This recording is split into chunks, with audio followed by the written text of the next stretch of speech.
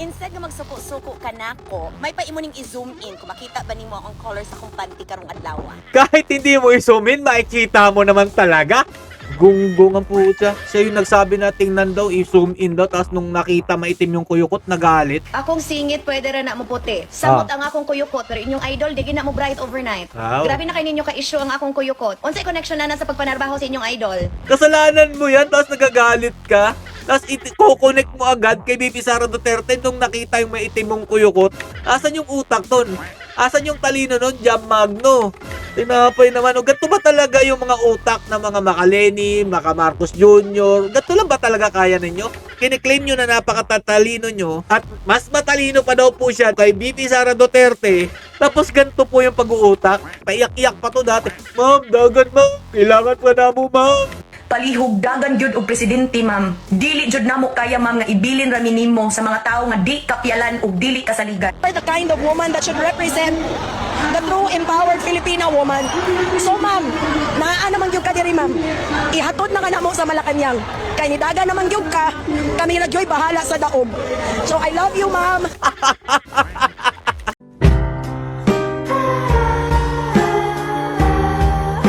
Yo, what's up mga lods? It's Miguel Peps TV. Welcome back po sa ating channel. Eto na nga mga idol. Si Jam Magno nagalit po nung sinabihan siyang maitim ang kanyang kuyukot. Ano nga po bang dahilan mga lodi? Kasi dito po nag-response na po siya doon sa nagsabi ng maitim daw po ang kuyukot niya. Pero panoorin po muna natin kung bakit po nga ba siya nasabihan ng maitim ang kanyang kuyukot. Ito po yung dahilan mga lodi. Oh. Panoorin po natin ha. Ay mo sig suko-suko may pa mga nimos Cordova mga untag seafood. Kesa magsigag patagad sa ako imo kung daot-daoton may pa imo lang ko pangayoban og tarong basin di ay. Naintindihan nyo ba mga lodi ha? Sabi po niya mga lodi, mga na lang ta diri sa Cordova. O, sabi niya kumain na lang tayo dito sa Cordova. Imbis na daw po na magpapansin po kayo sa kanya, ligawan nyo na lang daw po siya, baka lang naman daw po. Ito pa. Pero mga man na ginauglaw ay manggugag now, bigi ka kapasar. Kung pangit ka naman daw po yung mukha mo, hindi ka naman daw po papasa sa kanya. Kala mo naman ganda-ganda. Kay dapat og dili kaayo gwapo, dapat tako Dapat daw kung hindi gwapo, dapat daw malaki. O, ito. og kasing-kasing. Yung puso pala mga lodi, yung malaki. Pero og medyo gwapo, dapat otokan. Pero pag gwapo daw, dapat matalino. Pero tungod man kay wala may perfect nga gihimo ang Ginoo, si him lang. Ah. Di na lang nato pugson basta ang ako lang nimo, instead nga magsuko-suko ka nako, may pa imo ning i-zoom in kung makita ba nimo ang color sa akong panty karong adlaw. May pa imo ning i-zoom in kung makita ba nimo ang color sa akong panty karong adlaw. Siya po nag-provoke eh. Kung ako daw sa inyo, kesyo magalit daw po kayo sa kanya, i-zoom in nyo na lang daw, baka malaman nyo kung ano daw kulay ng panty niya. Diba siya nagsabi? Gunggong. Ikaw, iso-zoom in mo ba yan? Kahit hindi mo i-zoom in, makikita mo naman talaga. Lak na tinapay naman, oo. Kayo na bahala, kung hindi ba maitim, anong kulay ba ng panty ba? Para nakikita ko, maitim nga talaga. Ang pili-pili nito sa lalaki, akala mo naman talaga kay ganda-ganda. Kaya ka iniiwan eh. Unahin mo yung ugali para may magtagal sa yung lalaki. Pili-pili ka pa dyan. Nakita ka nga namin na sumasayaw kasama ang mga afam. Gunggong ang puta. Siya yung nagsabi na tingnan daw, i-zoom in daw, tapos nung nakita maitim yung kuyukot, nagalit. Ito po yung response niya, na sinabihan po siyang maitim ang kuyukot. Ito, pakinggan nyo mabuti ha. Akong singit pwede ra na mo puti. Samot ang akong kuyukot, pero inyong idol di na mo bright overnight. Wow. Grabe na kay ninyo ka-issue ang akong kuyukot. Unsay connection na sa pagpanarbaho sa inyong idol?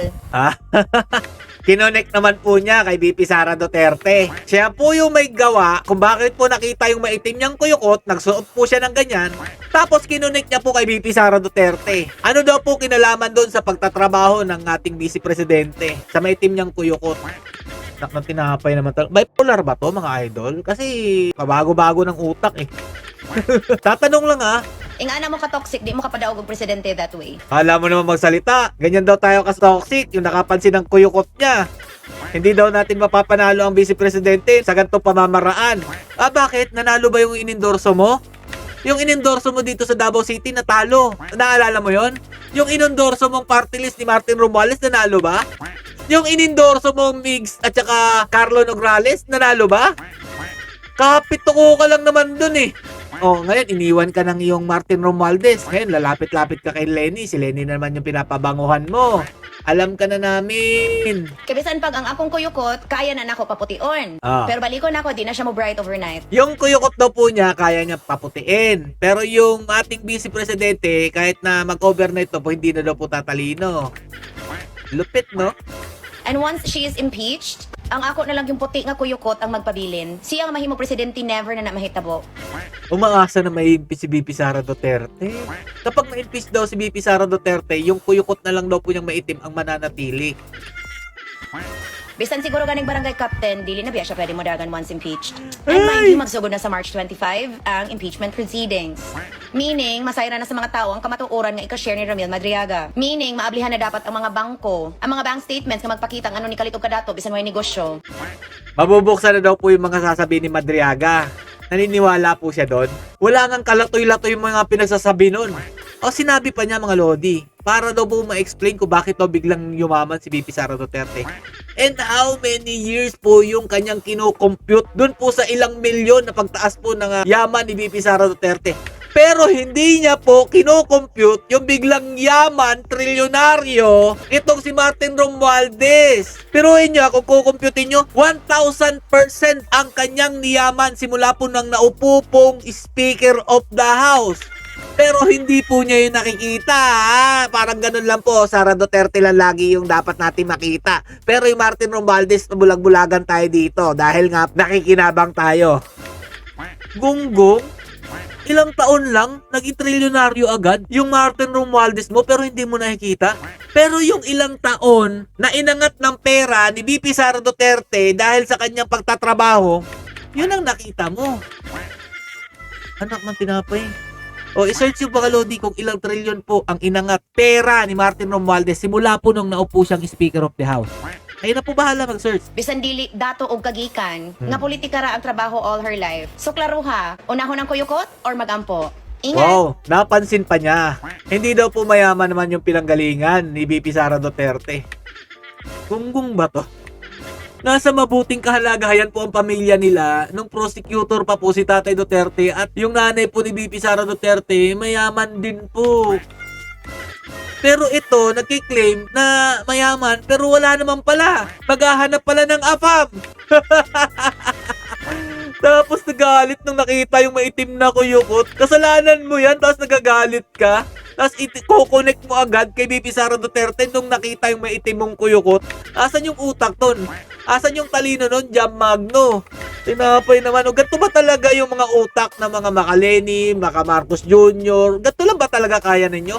Kiniklaim nyo na napakatatalino nyo at mas matalino pa daw po siya kay BP Sara Duterte. Tapos ganito po yung pag-uutak.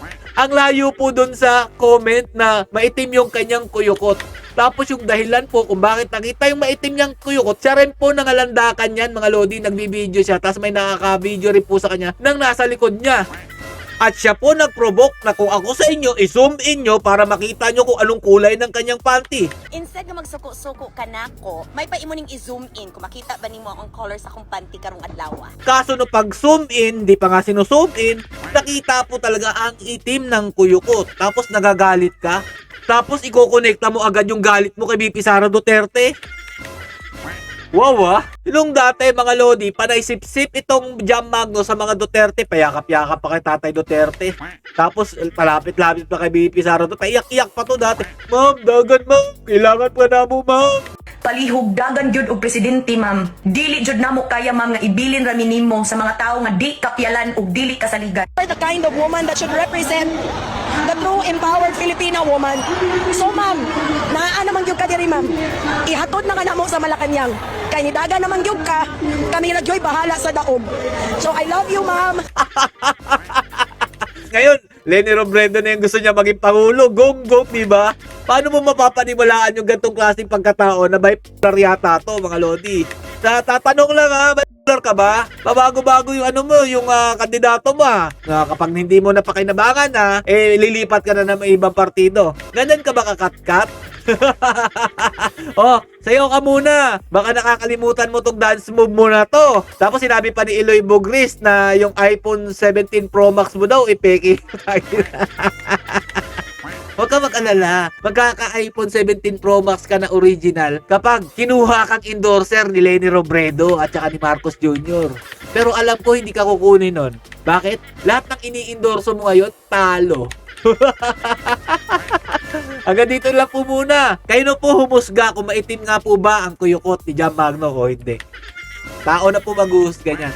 Anak na tinapay naman, oo. Stay safe and God bless you all. Duterte pa rin.